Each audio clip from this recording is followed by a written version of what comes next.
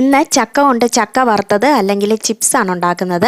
ചക്ക ചിപ്സ് ഉണ്ടാക്കാനായിട്ട് എടുക്കുന്ന ചക്ക നല്ലതുപോലെ മൂത്തതും പഴുക്കാൻ തുടങ്ങുന്നതിന് മുൻപുള്ള സ്റ്റേജിലുള്ളതുമായിരിക്കണം. തീരെ ചെറിയ ചക്കയും അതുപോലെ പഴുക്കാനായിട്ട് തുടങ്ങുന്ന ചക്കയും ഉപയോഗിച്ച് ചക്ക ചിപ്സ് ഉണ്ടാക്കാനായിട്ട് നോക്കരുത്.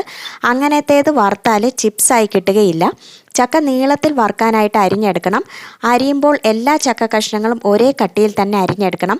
അല്ലെങ്കിൽ വറുക്കുമ്പോൾ ചെറിയ കട്ടി കുറഞ്ഞവ വേഗം പാകമാകുകയും കട്ടി കൂടിയവ മൂത്ത് കിട്ടുകയുമില്ല. ചക്ക വറുക്കാനായിട്ട് ഒരു ചീനച്ചട്ടി വെച്ച് കൊടുത്തിട്ടുണ്ട്. ഇതിലേക്ക് ആവശ്യത്തിന് വെളിച്ചെണ്ണ ഒഴിച്ചു കൊടുത്തിട്ടുണ്ട്. എണ്ണയിലേക്ക് ഒരു നുള്ളു മഞ്ഞൾപ്പൊടി ഇട്ട് കൊടുക്കുന്നുണ്ട്. അങ്ങനെ ആകുമ്പോൾ ചക്കയിലേക്ക് വറുക്കുമ്പോൾ തന്നെ മഞ്ഞ നിറം പിടിച്ചോളും.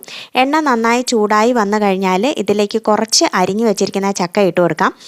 ചക്കയെല്ലാം എണ്ണയിൽ ഏകദേശം മുങ്ങിക്കിടക്കുന്ന അളവിൽ ഇട്ട് കൊടുക്കണം. പല പ്രാവശ്യമായിട്ട് വേണം എല്ലാ ചക്കയും വറുത്തെടുക്കേണ്ടത്. ഒത്തിരി തിങ്ങിയ രീതിയിൽ ചക്ക ഇട്ട് വറുത്തെടുക്കാനായിട്ട് ശ്രമിക്കരുത്. ഇടയ്ക്കിടയ്ക്ക് ഇളക്കി കൊടുക്കണം. ചക്കയുടെ കട്ടിക്കനുസരിച്ച് വറുത്തെടുക്കുന്ന സമയത്തിന് മാറ്റമുണ്ടാകും.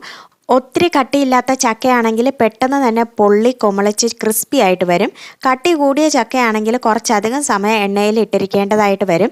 എല്ലാ പ്ലാവിലെയും ചക്ക വറുക്കാനായിട്ട് നന്നായിരിക്കില്ല.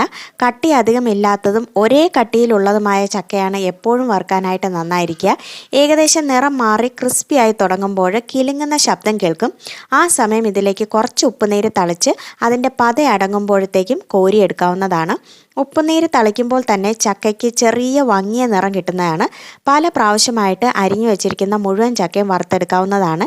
ഏകദേശം ചൂടാറിക്കഴിഞ്ഞാൽ ഉടനെ തന്നെ എയർ ടൈറ്റ് ആയിട്ടുള്ള പാത്രത്തിൽ ഇട്ട് വയ്ക്കാവുന്നതാണ്.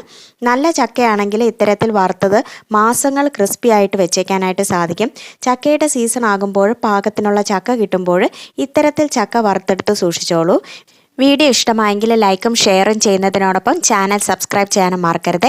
ബെൽ ബട്ടൺ കൂടി ഇനേബിൾ ചെയ്തോളൂ. മറ്റൊരു നല്ലൊരു വിഭവമായി മറ്റൊരു അവസരത്തിൽ വീണ്ടും കാണാം. താങ്ക്